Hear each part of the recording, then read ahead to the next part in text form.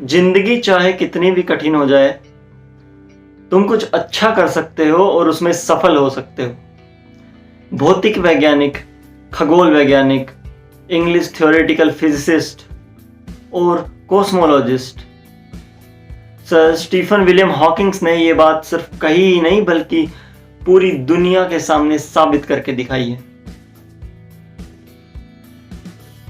नमस्कार, मैं हूं अभिषेक। आज इस वीडियो में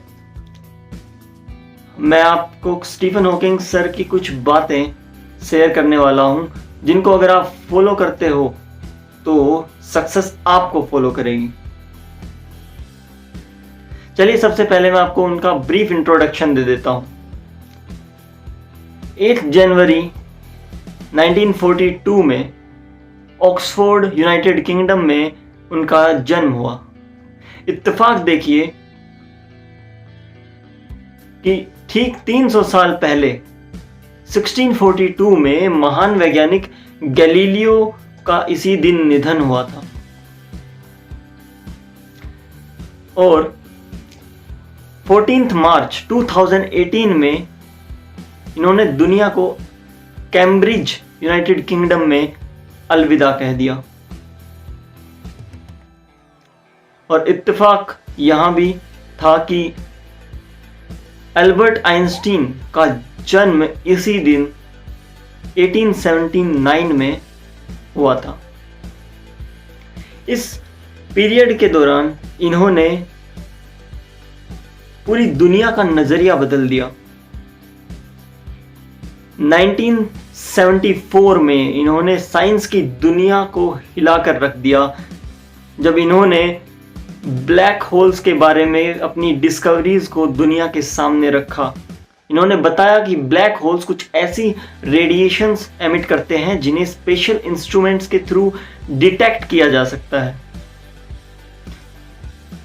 और इनकी इन डिस्कवरीज के थ्रू जो ब्लैक होल्स हैं उनकी स्टडीज काफी आसान हो गई।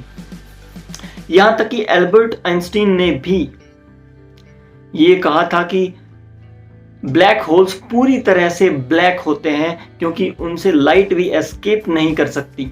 लेकिन स्टीफन हॉकिंग ने यह कहा कि ब्लैक होल्स पूरी तरह से ब्लैक नहीं होते हैं। इनकी एक अलग ही स्टडीज थी, ये हम अभी नहीं डिस्कस करेंगे। और यहां तक कि इन्होंने टाइम ट्रेवल, समय यात्रा पर भी अपनी डिस्कवरीज की थी और थ्योरीज दी थी, जो कई वैज्ञानिक कहते हैं कि हाँ, ये थ्योरीज ठीक हो सकती हैं, सही हो सकती हैं और फ्यूचर में हो सकता है कि इनकी थ्योरीज को यूज करके हम भी टाइम ट्रेवल कर सकें। जैसा कि आप हॉलीवुड में देखते होंगे, कोई पास्ट में जा रहा है, कोई फ्यूचर में जा रहा है, उस टाइप से। और ऐसे ही और भी बहुत सारी महत्वपूर्ण इन्होंने डिस्कवरीज की थी। चलिए, वो 10 बातें जो मैंने इनकी लाइफ से निकाली हैं आपके लिए, वो मैं अभी आपसे शेयर करता हूं। The first one is will power and determination, इच्छा शक्ति और दृढ़ निश्चय। 1963 में जब ये सिर्फ 21 साल के थे तो ये अपने कॉलेज से घर आए हुए थे और वहां पर अचानक से ही अपनी सीढ़ियों से गिर गए। तो जब इन्हें डॉक्टर के पास ले जाया गया तो उन्होंने बताया कि इन्हें ALS, अमायोट्रोफिक लेटरल स्क्लेरोसिस नाम की एक डिजीज है, मोटर न्यूरॉन डिजीज। इस बीमारी के चलते पेशेंट के अंदर उसकी मांसपेशियों से उसके शरीर का कोऑर्डिनेशन नहीं हो पाता है, कंट्रोल छूट जाता है और धीरे धीरे पूरा शरीर उसका पैरालाइज हो जाता है, अपंग हो जाता है। और 2-4 साल में ही पेशेंट की डेथ हो जाती है। डॉक्टर्स ने कहा कि स्टीफन अब सिर्फ 2 साल ही और जी सकते हैं, उसके बाद नहीं रहेंगे। लेकिन स्टीफन ने अपनी विल पावर और डिटर्मिनेशन के थ्रू इस बात को गलत साबित कर दिखाया और यहां तक कि इन्होंने उसको गलत ही साबित नहीं किया बल्कि उसके बाद काफी सारी बड़ी बड़ी डिस्कवरीज भी की ना सिर्फ 2 साल बल्कि इन्होंने पूरे 55 ईयर्स इस डिजीज के साथ जिए। ही survived for 55 years with this incurable disease. ये लाइलाज बीमारी थी। उनका कहना था कि मुझे मौत से डर नहीं लगता, लेकिन मैं मरने का मुझे जल्दी भी नहीं है, क्योंकि मरने से पहले बहुत कुछ करना बाकी है। ये इनका कहना था। धीरे धीरे इनका पूरा शरीर पैरालाइज हो गया, अपंग हो गया, और ये चल फिर नहीं सकते थे। व्हील चेयर पे इन्होंने अपनी जगह बना ली थी। इनका सिर्फ ब्रेन काम करता था, और वही इनका सबसे बड़ा साथी भी था। ना लिख सकते थे, ना बोल सकते थे। सिर्फ इनके राइट चीक की एक छोटी सी मसल मूवमेंट करती थी, वही पूरे शरीर में बस काम करती थी। और उस एक मसल के थ्रू इन्होंने बहुत सारी किताबें भी लिखी और लोगों को अपने इन्वेंशंस के बारे में बताया भी। कैसे बताया देखते हैं। दूसरे पॉइंट की बात करते हैं। दूसरा पॉइंट है पेशेंस, धैर्य। इनकी जो व्हील चेयर थी उसके ऊपर एक ऐसा डिवाइस लगाया गया था, स्पीच सिंथेसाइजर लगाया गया था, जिसकी वजह से ये अपनी बातों को दूसरों तक पहुंचा दें, क्योंकि खुद की तो इनकी आवाज चली गई थी, नहीं बोल सकते थे। अब बाद में इनको जो स्पीच सिंथेसाइजर दिया गया तो उसके थ्रू ये अपनी कन्वर्सेशंस करते थे। और कैसे करते थे, यहां पर इनकी चीक मसल के ऊपर एक इंफ्रारेड सेंसर लगा दिया गया था और इनकी आंखों के सामने एक कंप्यूटर स्क्रीन लगा दी थी। तो वो इंफ्रारेड सेंसर इनकी चीक मसल की मूवमेंट को डिटेक्ट करता था और उस कंप्यूटर स्क्रीन के ऊपर एक ए से लेकर जेड तक अल्फाबेट्स लिखे हुए थे और कंप्यूटर का कर्सर कंटिन्यूसली उन एक अल्फाबेट्स पर मूव करता रहता था। और जब भी इन्हें कोई सेंटेंस लिखना होता था या दूसरों को बताना होता था तो ये उस मसल को थोड़ा सा मूव करते थे और उससे वो सेंसर डिटेक्ट कर लेता था उस मूवमेंट को, और वो उस अल्फाबेट को कंप्यूटर स्क्रीन पर लॉक कर देता था। ऐसे करके ये एक अल्फाबेट से पूरा वर्ड्स बनाते थे और फिर सेंटेंस बनाते थे। बाद में इक्वलाइजर उस टेक्स्ट को स्पीच में कन्वर्ट करके लोगों तक पहुंचाता था, आवाज पहुंचा देता था। तो इस तरह से आप देख सकते हो कितना ज्यादा पेशेंस चाहिए होता होगा एक सेंटेंस को बताने के लिए, और ये बड़े बड़े स्पीच दिया करते थे। तो इनसे हमें पेशेंस सीखने को मिलता है कि पेशेंस हमें बहुत रखना चाहिए लाइफ में। Third point, B kind and big hearted. ये खुद ब्रिटिश थे, लेकिन इनकी जो चेयर में स्पीच सिंथेसाइजर लगा था उसकी आवाज का एक्सेंट वो अमेरिकन था।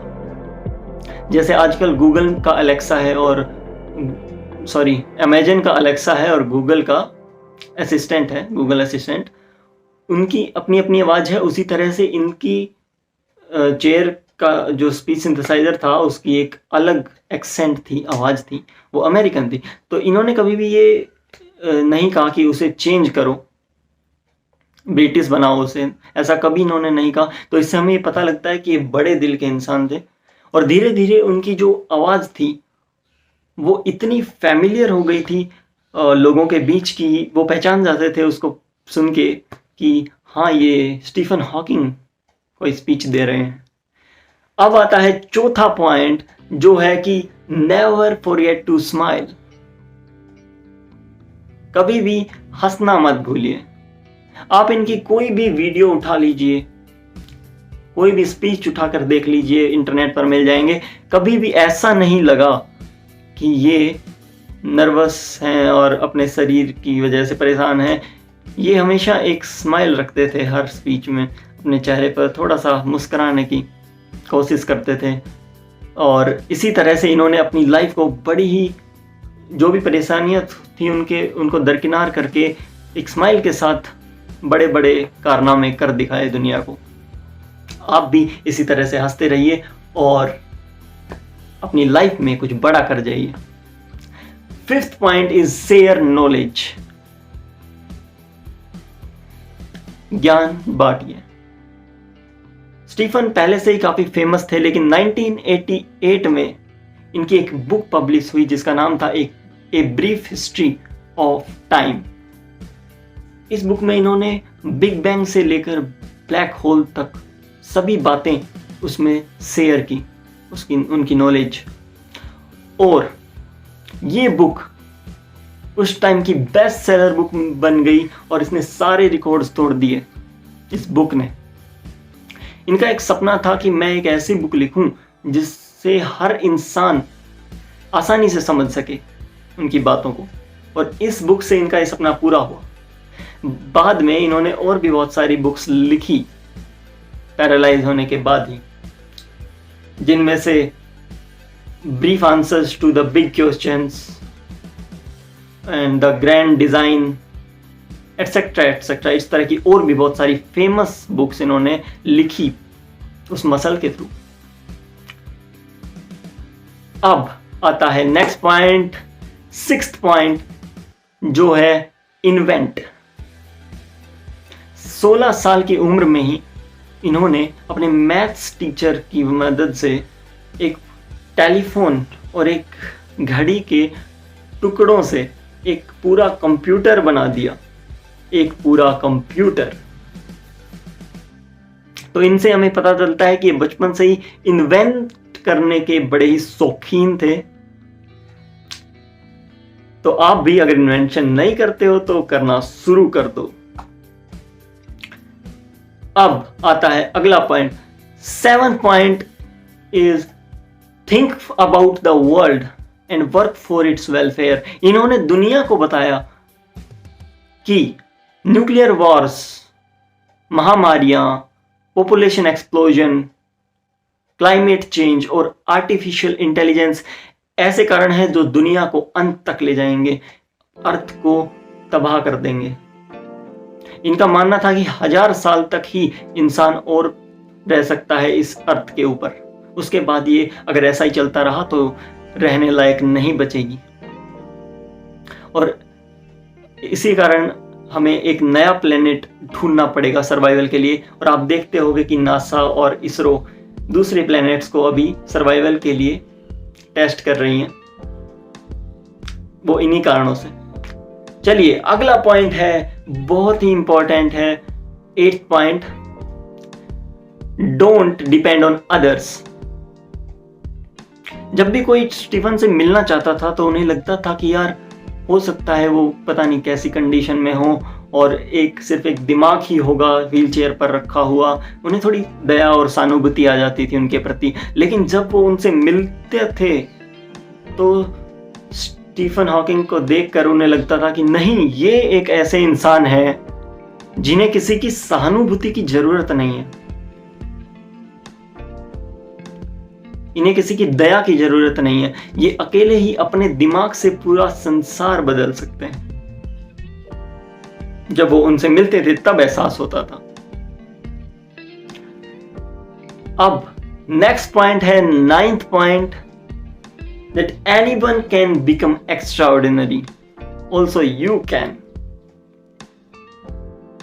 इन्होंने 2010 में एक इंटरव्यू में बताया कि ये 8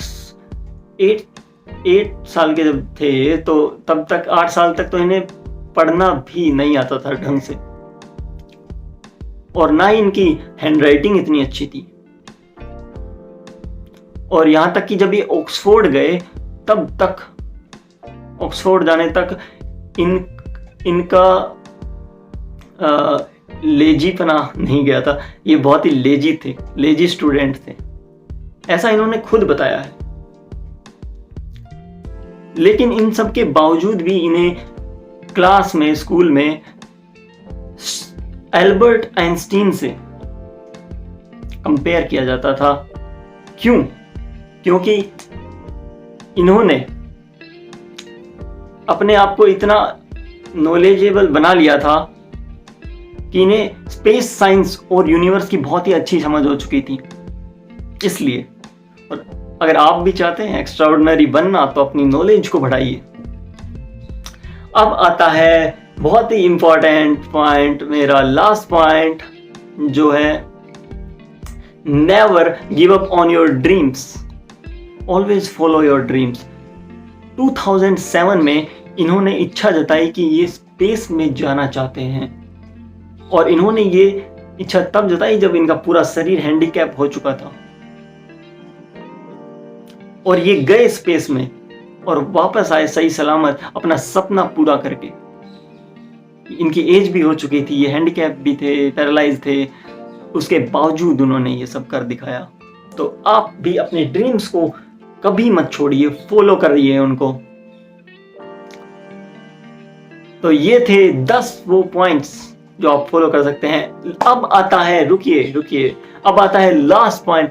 ये पॉइंट मेरा नहीं है, लेकिन ये स्टीफन हॉकिंग ने खुद बताया है बच्चों के लिए। 2010 में उनसे एक इंटरव्यू में पूछा गया कि आप अपने बच्चों को क्या सलाह देना चाहेंगे, तो उन्होंने बताया कि मैं 3 सलाहें बच्चों को देना चाहूंगा, जिनमें से पहली है कि हमेशा सितारों की तरफ ऊपर देखो, कभी भी नीचे मत देखना, पैरों की तरफ।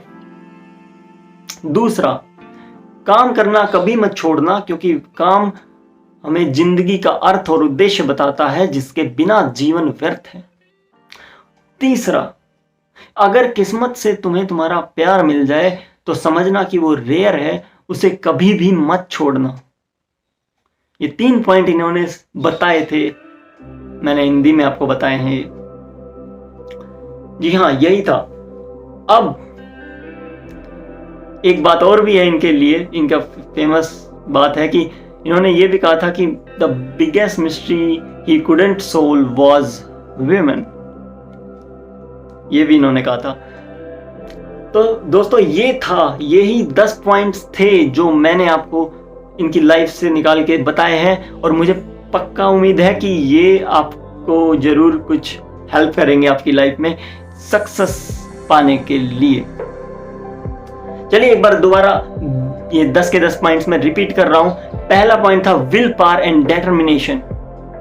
Second was patience. Third was be kind and big hearted.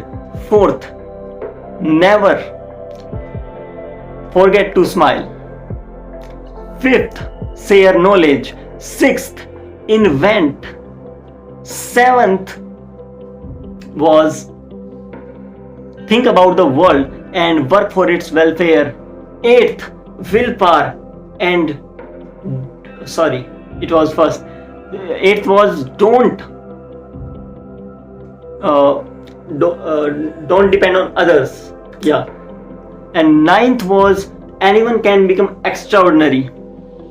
10th, never give up on your dreams. ये 10 पॉइंट थे। मुझे उम्मीद है कि इन्होंने आपको हेल्प किया होगा। अब मिलेंगे नेक्स्ट वीडियो में, तब तक इन पॉइंट्स को अपनी लाइफ में उतार दीजिए। ओके, तो लाइक कर दीजिए, इसे शेयर कर दीजिए और सब्सक्राइब कर लीजिए, घंटी बजा दीजिए। ठीक है, तब तक के लिए bye bye, have a good day, bye.